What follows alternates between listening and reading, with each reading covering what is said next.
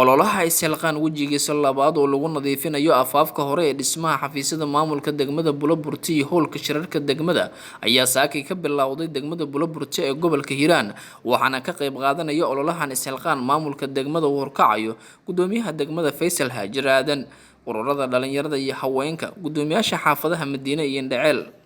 duqa degmada Maxamed Sheekh Sharaawe iyo xogayaha dowladda hoose ee degmada Buloburti Abshir Maxamed Haaraay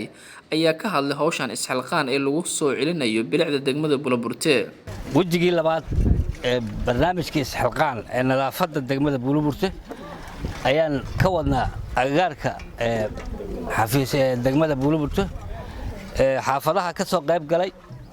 aad ay u mahadsan yihiin xaafadda Indhaceel iyo xaafadda Madiina iyo ururka dhalinyarada iyo maamulka qaybihiisa kala duwan dhamaantood haday dawladdu hoose tahay iyo hadii ay tahay maamulka qaybtiisa kalaba maalintii labaad ee barnaamijka isxilqaan aan ka qabanayno degmada sidaan hore u sheegnay magaalada insha Allah nadaafadeeda aadan ugu dadaalayna waqti badan ayaan gali doonaa hadii la yiraahdo nadaafadda bacdama magaaladu aad qashinkeeda ugu badnaay ilaahay amaad noo fudeeyay wajigii labaad nadaafadda ayaan ka bilaabnay gudoomiye ku soo dhawaaw shaqaalihii nadaafadda waa kana iyo xaafadihii iyo dhalinyarada iskaashanayo maantana wajigii labaad waa degmada Buloburti nadaafadeeda aan ku bilaabnay intii kale noqoleeto maxaa ku warsugnaa gudoomiyaha iyo duqa degmada iyo kuleeto meeshii lagu xijir doono iyo dhalinyarada xaafadaha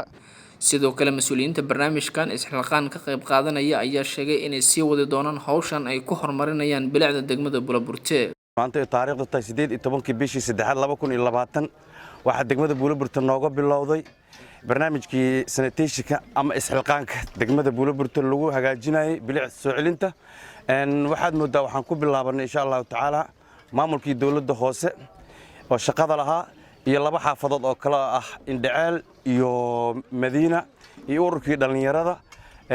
qaybaheeda kala duwan maamulkii ku idil insha Allah taala waxaad moodaa maanta in ay noo tahay in nadaafadii xarumihii maamulkii dawladda hoose iyo kii degmadaba inay shaqo ka socoto shaqadana kulay maanta kuma eko way sii socon doontaa insha Allah taala weegan oo dhan marka waxaad moodaa in aan iska kaashanayno wax walba oo degmadii horumarkeedii ah waa talaabadii horeysay aan qaadnay insha Allah taala wax badanna waa noogu xigi doonaan insha Allah taala waxa maanta ka bilowday wajigii labaad ee ololaha nadaafadda ee degmada Buloburti ayadoo lagu soo nooleynayo bilicda degmada Buloburti iyo horumarkeeda waxa qayb weyn ka qaatay dawladda hoose ee degmada ururka dhalinyarada xaafadaha dhammaan Indhaceel Madiina maamulka dhan oo iskaashanaya iyo bulshada qaybaheeda kala duwan waxa halkan diyaar ugu nahay in aan ka qayb qaadano horumarka degmadayada iyo bilicdeeda iyo sidii loo soo horumarin lahaa dhammaan qaybaha kala duwan ee bulshada halkan saaka waxa isugu imaanay barnaamij isxilqaan ah oo lagu soo saaray degmada Buloburti bilicdeeda iyo quruxdeeda iyo nadaafadeedii waxa iska kaashaday dawladda hoose iyo xaafadda Indhaceel iyo xaafadda Madiina saddexdaas ayaa iska kaashaday ururada bulshada ururka dhalinyarada sidoo kale ururka haweenka qayb kamid ah naftirkooda uu jooga intaas oo dhan waxay iska kaashadaan bilicda degmada Buloburti insha Allah maanta iyo birina ma ku okaanaysa insha Allah waa sii wadi doonaa cidnana loogu heebaysan degmada Buloburti bilicdeeda iyo quruxdeeda ugu dambeyn gudoomiyaha degmada Buloburti Faysal Haajir Aadan oo qayb ka ahaa ololahan isxilqaan ayaa goobta shaqada ka socotay bulshada kula hadlay asigoo sheegay inay sii wadi doonaan hawshan isxilqaan si degmada Buloburti ay u noqoto degmo bilic qurxoon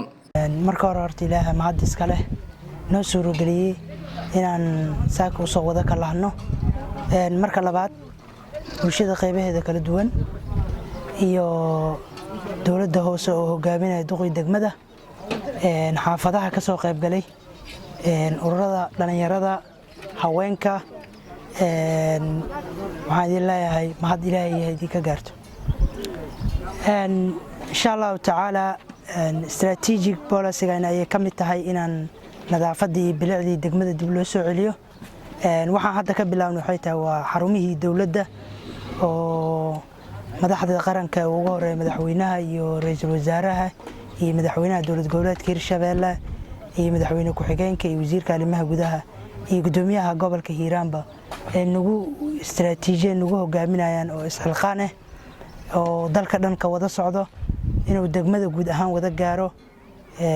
inaan ka bilaabno xarumihii dawladdu inay noqoto meel qurux badan meesha ku shaqaynayso meel qofka soo jiidasho u leh nadaafatu nisfu iimaan ilaahay noogu sheegay nadaafadana waa iimaanka barkiis qofka haddoosa asiga nadiif ahayn qofka kale wuxuu u sheego ma garanayo marka insha Allah tacaala waxaan rajaynaynaa muddo kooban gudaheeda in xarumaha dawladda meel kasta ay ku yaalaanba inay sida hadda ugu qayb qaadateen iyo si lamidaba loogu qayb qaadan doono kadib aan phase 2gana noo noqon doono magaalada istiraatiijiyooyinka phase 3na noo noqon doono xaafadaha qof walba oo bulshada ka mid ah reer Buluburta meel walba oo joogo waxaan leenahay walaalo gacmo furan ku soo dhawaaw ka qayb qaado waxaan u baahanahay facility waxa ku awoodidba nagu soo taakulay insha Allah tacaala isbedel fiican oo mug leh oo muddo yar oo kooban ayaan rajaynaynaa waana mahadsantiin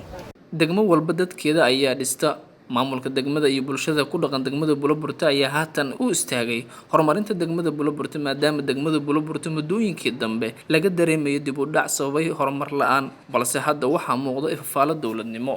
Cabsalaan Maxamed Ibrahim Cabsalaan Habi RTN TV Buluburta.